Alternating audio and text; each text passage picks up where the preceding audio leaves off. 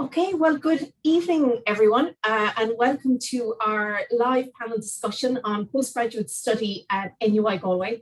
My name is Sarah Geraghty. I'm Director of Student Recruitment and Outreach here at NUI Galway, and I'm joined by colleagues from around campus who have lots of experience and expertise in supporting postgrad students in their student journey. So whether you're joining us live or whether you're watching this back, you're very welcome.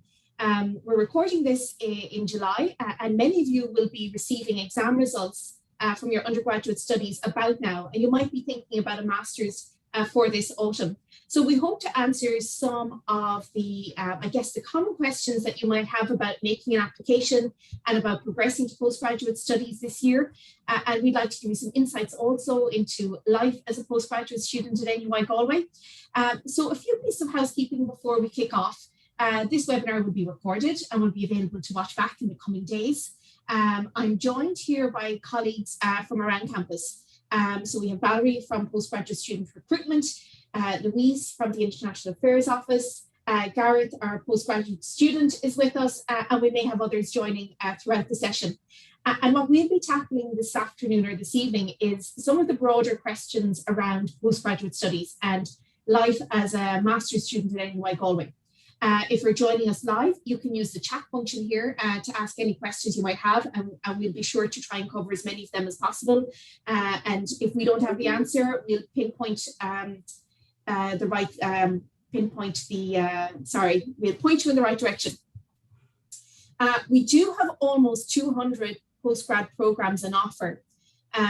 So if you have specific queries about a program, perhaps about an entry requirement, about the curriculum, about the syllabus, the program director is the academic contact, and they will tend to have the most up-to-date information. So we may not be able to address, very specific queries about specific programs in this webinar, but we will be providing some links throughout that will show you how to find the program director. Just to note that applications are still being accepted for entry in September 2021. Some of the high demand courses may be full at this stage, but other courses still have places available. It's likely there'll be a surge in applications and in offers now that undergraduate results are available. So if you're thinking about starting your postgraduate studies this autumn, then now is the time to apply, and we encourage you to not delay any further in making that application. And so let's get started, and we'll go through our panel and ask some hard and some easy questions of our colleagues. First of all, we're joined by Valerie Leahy, who's Postgraduate Recruitment Officer. And Valerie, we might go back to basics with you. And you've advised hundreds of students every year on how to choose a postgrad course that's right for them. Back to basics, what kind of courses can you do as a postgrad? What are the different types of courses that are available? Good evening, everybody. Well, basically, we have postgraduate taught programs and we have postgraduate research programs. So they're the two main types. And if I was kind of describing the taught aspect, they'd be similar to your undergrad experience. They're classroom based. You'd do exams at the end of those studies. But I suppose the difference between undergrad and postgrad is at the postgrad level, you'll most likely do a research project as part of your postgrad studies.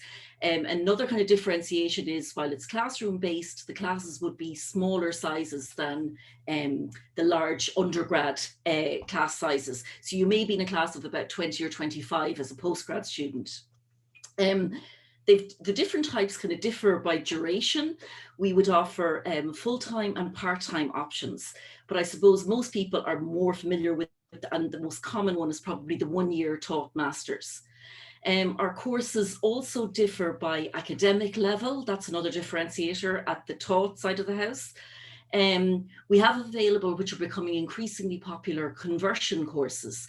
So many students will have done something at undergraduate level that they now want to do something different at postgrad and convert into a different area. So we would have a number of courses that would sort of accept you, postgrad courses they'd accept you with any undergraduate background. So people are converting into new areas and increasing their employability. We have a lot of flexibility with our courses. I mentioned many of them are part-time. We also have some on offer for online or blended learning modes. And the types of postgrad taught courses we'd have on offer again, all differing by academic level, are higher diplomas, postgraduate diplomas, postgraduate certs, and master's programs. And I'll just touch on sort of the postgraduate research side of the house. Now, that's more if you want to, you're doing self-directed study working under a supervisor, and you'll have, at the end of your studies, you'll present your thesis, and that's what you're examined on. On PG research side, you can do a master's at maybe a 2-year duration, and then the most common type of PhD that you can do would be 4-year structured masters. So those are the basic course types, and it's just to kind of get your head around there being the taught and the research differentiation. So a huge amount of choice, and you know, something for everybody depending on your skills, the time you have available, you know, maybe how busy your week is and how busy your life is and the other commitments you have. So it's good to know the range that's available. And I'd say, Valerie, probably the most common question we get is about how students can fund their postgraduate studies. Yeah. So you might talk through some of the common ways that students fund their studies. Yeah, well, in the main, postgraduates are self-funded. I mean, that's kind of the bottom line. And students increasingly are telling me that they're looking forward so much more. They're starting even to think about postgrad in first year, in second year, and maybe even kind of starting a savings plan or getting their head around, well, how am I going to fund this now? My end of my undergrad will be coming at me much quicker than I think. So I suppose self-funding and savings is one obvious type of funding method. You may be eligible for a grant via SUSI. Most of our NUI Galway postgrads that are in receipt of a SUSI grant would be averaging about 2,000 towards course fees. 2,000 euros would be what the average might be. But again, SUSI will tell you what you might be eligible for, and they have a really nifty online eligibility reckoner. So I would tell any potential prospective postgrad to go online, input your details there, and you'll get an idea then of what type of fund, if you're eligible for SUSI grant funding, and what amount it might be. Then there are a number of government funded courses, and these might be partially funded or fully funded. So all your course fees would be funded. So there are more schemes coming on board, and we at NUI Galway, we have courses within the Springboard scheme, within the SkillNet scheme, and the HCI Pillar 1 scheme. So I'll pop some links in the chat for those. If you're looking at research, research funding can be generous, and the Irish Research Council is a good site to keep an eye on, and keep an eye on all the various research calls for funding they have available. There are postgraduate scholarships available. We have flagship schemes within NUI Galway. We have a taught master's scholarship scheme, and we also have the Hardeman Research Scholarship Scheme. We also have course-specific scholarships, and now increasingly college-specific as well. I know, for example, our College of Business has generous merit-based scholarships. And we also have international scholarships available. A lot of postgrad students are being funded, may have their course funded by their employer. So there may be a further education scheme within your workplace if you're working already. And so that's something to explore with your employer or your HR department. And it can be a real win-win for your workplace, because some of our innovation and business courses in particular will ask you to bring a real life project from your workplace to your course studies. So that may well be the research project you'll work on. So it's a real win-win for yourself and your workplace, because you'll be bringing back some detailed expertise from that postgrad research to your job once your studies are finished. And I suppose finally, something that's becoming again more increasingly popular are education loans. So the banks all offer postgraduate study loans. You can talk to your local branch, or our on-campus branch of Bank of Ireland, for example, would have a student advisor you could speak to. And they would offer things like deferred terms of payment. So you may well get a loan to do your studies, and then you won't pay it back until you're out working after your postgrad is over. And then again, the credit union is another good place to look at for educational loans. They have a very generous interest rate of, I think it's 5.5% for an education loan. And again, I'll pop a few links in the chat that should be of use around the funding mechanisms. Okay. Thanks, Valerie. And you might just remind us before we finish up on this topic about the upcoming deadline for EU students who are applying for the Taught Master Scholarship Scheme. Okay. Our Taught Master Scholarship is EU students are eligible for this, and it's a merit-based scholarship that rewards excellence. So basically, if you're presenting with first-class honours or equivalent in your undergraduate degree, you are eligible for this scholarship, which you get €1,500 off your fees. Now, the sort of stipulation is that you have applied to and been accepted onto one of our full-time master's courses, and then you apply via a separate application system for the scholarship. And the closing date for that is the 16th of August. So for students who are in the nice position perhaps this week of having attained a 1-1 first class honours in their degree, you may well consider making a postgrad application now and then applying to the scholarship scheme, whereupon you'll get €1,500 off that course fee in the autumn. And again, I'll just pop a link into that. And there's links to all of our postgraduate scholarships, and a lot of what I've been talking about here. They link from our postgrad page, which is Choose Postgrad on the NUI Galway site. Great. Thank you, Valerie. So we might move on from the topic of fees and funding and think a little bit about maybe life as a master's student. And I'm sure anybody who's in the position of considering applying is probably thinking about how this year is going to change you and what you can expect. So we're joined by Gareth Davey, who's a master's student in the J.E. Kearns School of Business, and he's completing an internship here at NUI Galway also. So can I ask you that question, Gareth? What do you think you have gained the most from studying a master's programme?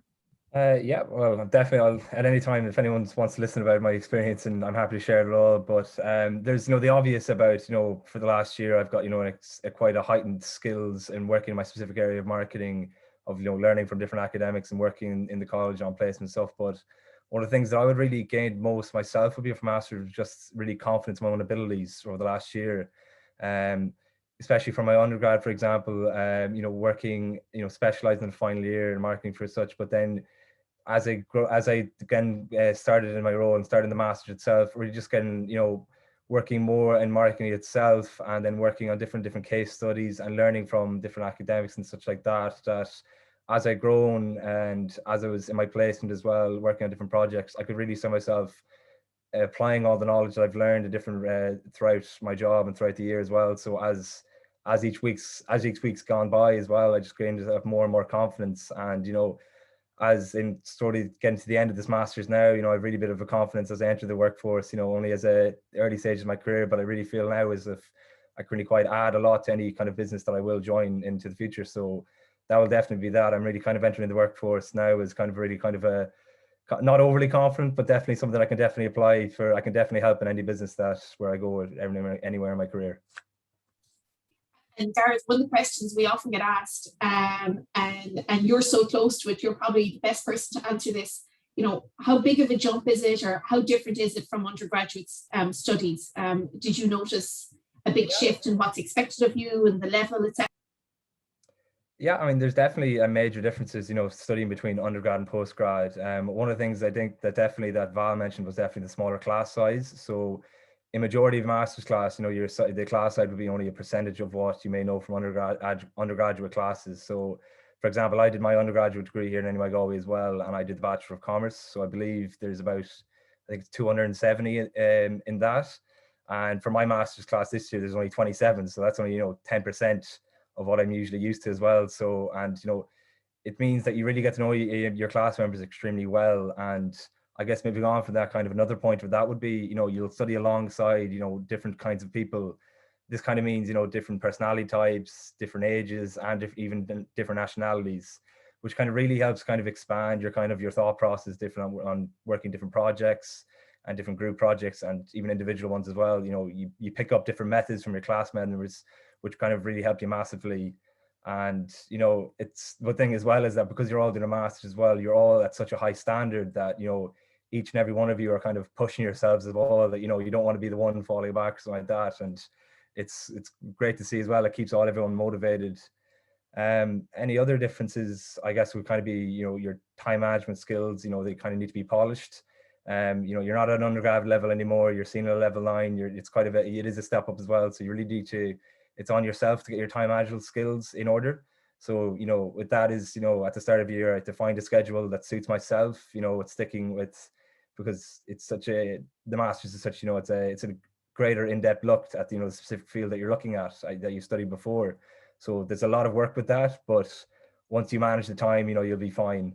And that's really it then. Other than that, I think it's like kind of note taking and tracking yours as you go along, just because no one really likes repeating themselves. And this is definitely the year in the masters and stuff that, make sure you're taking your notes correct as well. That's something that you was said maybe months ago might be very important. You never know what'll come up as well. So definitely just tracking and note taking as you go along the year. But maybe the major difference between undergrad and postgrad is just, the step up, but it's challenging, but definitely rewarding at the end of it.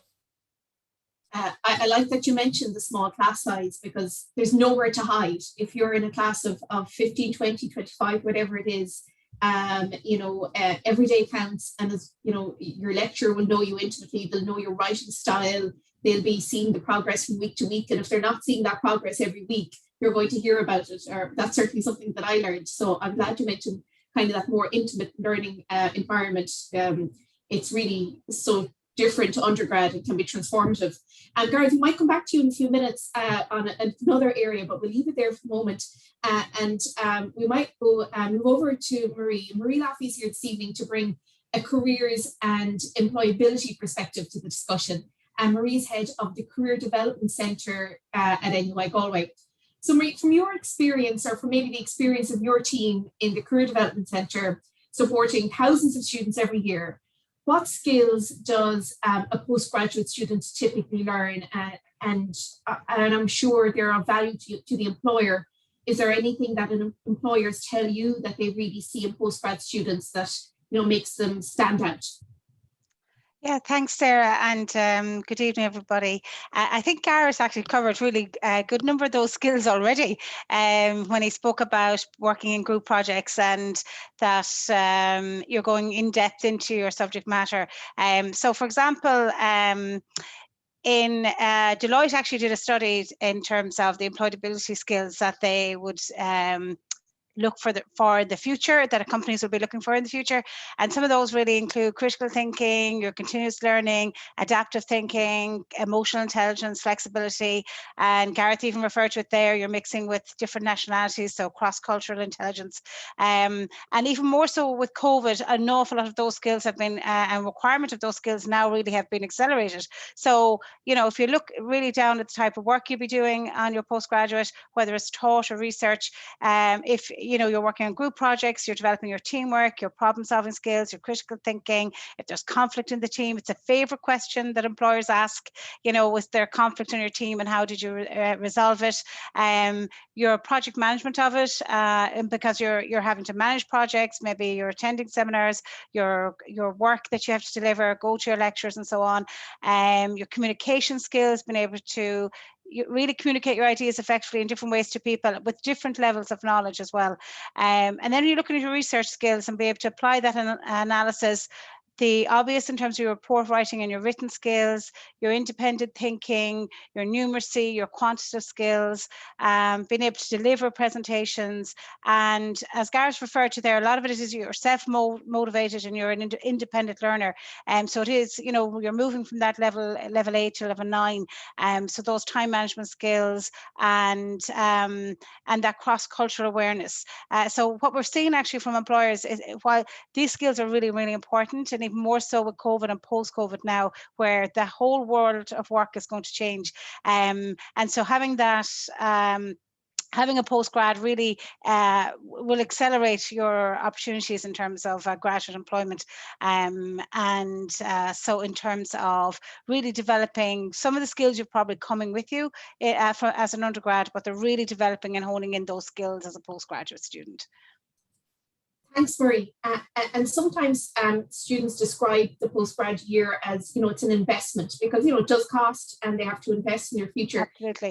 And, they're investing in their career. So what value do you think a postgrad qualification brings to a CV, let's say? you know, out in the jobs market and, you know, competing for maybe, you know, hard won by positions?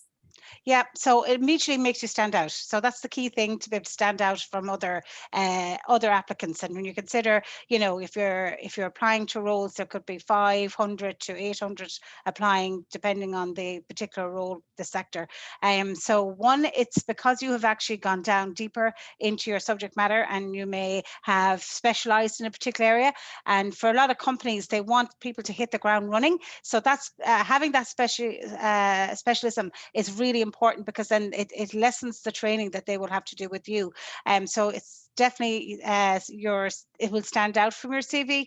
And also those transferable skills that you've learned that I've just spoken about, they all will be very obvious in your CV from the work that you've done and how you're selling that on your CV. So again, it's making you stand out from other candidates. And the most interesting fact is that what we found, and research has shown, that, for example, someone with a master's level degree is probably more likely to earn about 200,000 more in their lifetime of work than someone with an undergraduate degree. And what we're also finding as well is that with your master's or a postgrad or a PhD, they are looking, they're more likely to be promoted quicker in organizations. And so that your internal progression within a company is going to be faster. So, you know, it really, I suppose it's a highly competitive market out there. And it's really been able to, so it's one of the ways you will stand out from say an undergrad. So if they're looking at an undergrad and they're looking at a master's student, they're going to go for the master's student first. And in particular as well, if your postgrad has a placement, you're actually getting to apply that theory that you're learning in practice. So for example, we have some, under our remit in the CDC, we have some management programs with the School of Business that we have placement option for.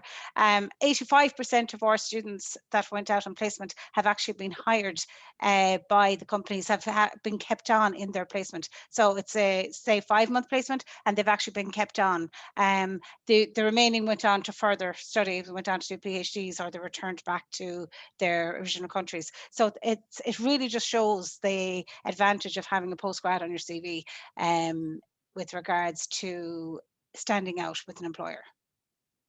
Yeah, thanks, Marie. And I guess it's common sense for a lot of us that, you know, postgrad will add to your CV, but it's great to just drill down into those specifics to really understand what you're investing in and where you're going to get the value. So thanks for giving us that overview. We might talk a little bit about the student experience, because that's also really important beyond the classroom and the lectures and the tutorials. So we have Louise Kelly with us, and Louise is the International Student Officer with the International Affairs Office. And you know, there's been some uncertainty this year, and it's been difficult for students to plan postgraduate studies. And thinking particularly about any international students who are joining us or watching back on this, who, you know, have to plan to move country as well as plan their postgrad studies. Louise, do you have any advice for students in preparing for next year, and maybe any maybe what we know now about teaching and learning next year, albeit not all finalized yet? But at this early stage, you might just give us a little bit of an insight about what an international student and all students might expect in September.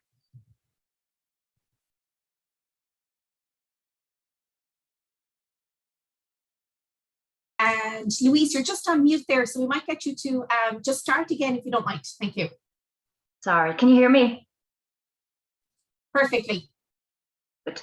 Sorry, I took off my headphones, they were uncomfortable. Yeah, so this year we're hoping to have a significant emphasis on face-to-face learning, as opposed to last year where the majority was online. So that is the hope. Obviously, there will be the ability to switch back and forth between online and in person should the need arise. But the hope and the anticipation is that we would be able to do in-person teaching for the majority of classes. And there will be, as you said, further communication on this throughout the summer, but that is the hope, the ability to switch back and forth, and everything obviously in line with current regulations, etc. Because obviously, there are some very essential modules that students need to be present for, labs, etc., that can't really be replicated online. So we would hope that will take place this year. So There are, of course, though, difficulties for some international students who may not be able to travel due to visa issues, maybe visa delays, or the fact that they're not vaccinated fully and they want to avoid paying the cost of mandatory hotel quarantine. And for that reason, you know, the first at least 6 to 8 weeks will be available online, and more should it be needed. So I would anticipate that there will be a high level of flexibility for all students, because I think that's the way we have to operate from now on, but with the requirement to be on campus where necessary. That's great, Louise. Thanks very much for giving us that insight. And, you know, there's a great commitment at government level in Ireland. We've heard, you know, over the last few weeks and months, you know, to return as many students as possible to September, and everybody's working towards that. And I think there'll be a lot more progress made over the summer. But we might talk a little bit more about, say, the international students who were, you know, planning to arrive in Galway in the autumn. And we hear that, you know, probably one of the big questions and the most common queries we might get might be about the immigration registration process upon moving to Ireland. Would you mind to talk us through that process, just to give international students an idea of what to expect there? Okay, so we're pretty lucky here in that we're not based in Dublin, so we have a really good relationship with the local GNIB office, which is the immigration office. So we have arranged appointments already for the 2 middle weeks of October. So those dates are actually blocked off for GNIB appointments, which are immigration appointments for all international students. So we'll be posting the most updated information on our international website. I'll put that in the chat here in a minute. But yeah, all students, new students coming to Ireland for the first time will be given an individual appointment, and we'll also be emailing them with all of the documentation that they'll need to bring with them, and their passport, their student ID, student registration form, and proof of comprehensive medical insurance. So we also will be sending out everybody to their NUI Galway email address details on this closer to the time, once you know, people have settled in and done their quarantine, because obviously students, even if they are coming into the country, they're still going to have to coming into the country vaccinated, they're still going to, in some cases, have to restrict their movements for a certain amount of time until they get a negative PCR test. So obviously there would be no point doing that in September. So we've made an arrangements with immigration to do that for the 2 middle weeks of October. So not to worry would be the key message. Not to worry. We have it all under control in that sense. And yeah, it's pretty straightforward once you get here. Just make sure that you continue to access your NUI Galway email, because that's where all the relevant updates come in. And that's where we'll be communicating with you on. Yeah. That's great, Louise. And the students are coming into such a lovely community when they arrive in NUI Galway. The international students in NUI Galway are, you know, a really close bunch. And you might just point out to people, our prospective international students, what are maybe the resources that are available now, say between now and coming to Ireland. You mentioned they're key to keep checking your emails, that you get email communications. Any other resources or information sources you want to signal or point out? Well, my colleague Joanna is just posting some. She's the recruitment manager in our office, and she's posting some updates there in the chat. We have a series of events over the summer, kind of pre-arrival chats, informal discussions, and information on things like how to book accommodation and avoid being scammed. We're going to have one on immigration. We're going to have one on banking, and all of those sessions are there on our website, and Joanna has put the links in the chat. But to keep an eye on our website, and yes, so we're having those over the summer, and then obviously come closer to September, we'll be having more sessions on all of the relevant issues affecting international students, and question and answers, and opportunities to meet the various staff in the office, and hopefully some in-person activity as well, you know, in small groups, campus tours, an opportunity maybe to do a walking tour of Galway. We're hoping to have all of those, not just everything online, even though online is pretty useful because you can always access the information when you need it, and you can replay it back, and so it can be actually better in some ways, that the information is up there for whenever you're ready to access it. But yes, we're available all of the time on email. There's a list on our website of contact details, and obviously students can contact me as well directly. I'll put my email in the chat, and I also have an emergency phone number that students can contact me for out of hours emergencies, but that's specifically though for non-academic questions. I would stress. Yeah. Okay. Super, Louise. Well, it's obvious the students will be well looked after when they before they arrive and when they arrive. Thanks for giving us all those tips. And you know what, we might wrap up now, and I might just move to Gareth to maybe have the final word this evening, just given that he's finishing up with his studies. And just to ask you, Gareth, do you have any advice for anybody who's thinking about postgraduate studies? Anything you'd encourage them to do or to focus on? Yeah, well, in short, basically, definitely do it. It's, I don't regret it. It was the best kind of experience, best thing I've done anyways. But in long anyways, what I was actually told, I think, by my dad when I was going for a year, that make sure just that it aligns with your goals in the future. Keep your goals in mind with that. Whether you want to, pursue a career in, academia and research, or, it's a requirement for the next stage of your career, or really just want to sharpen your professional skills. Make sure it just aligns with your goals. And for me particularly, it was kind of a mix where I really wanted to continue learning more about my studies from undergrad and also sharpen my professional skills in the early stage of my career. And so during my undergrad degree here at NUI Galway, I studied commerce and specialized in marketing in my final year, and I fell in love with my last year. And I got to the end of the year, I finished my last exam, and it was just like, that can't be it, like I'm only scratching at the surface at it. I still want to learn more about marketing, and the masters I chose specifically, MSc marketing practice here at NUI Galway, it really offered that to me. I could continue to learn and find my love even more about marketing as well. So being able to study specifically something that you have an interest in, to me, and aligned with my career plans was great. And it's really something that I'd recommend to anyone. If there's a master's out there that has that specific study or specific subject that you really love, then you'll love it. You'll absolutely love it. So you'll love every bit about it. It'll definitely be challenging, but you'll love every day of it. So that's probably what I'd have to say on that. Great stuff. Thanks, Gareth. So no regrets, I guess, is the message. And it flies by. I think that's the other thing we hear all the time. Like, the weeks just fly by, 2 semesters, less than 9 months for most students. So it really does fly by. Okay, well, Gareth, we wish you all the best as you finish out your studies. And I'd like to finish up by just saying a big thank you to the colleagues for joining us, Valerie and Marie and Louise, and also Gareth. So thank you everybody who joined us live, and for those who are watching back. We'll make sure that we make those quick links that we refer to in this discussion. We'll make those available on our website, so you won't have to go searching for them.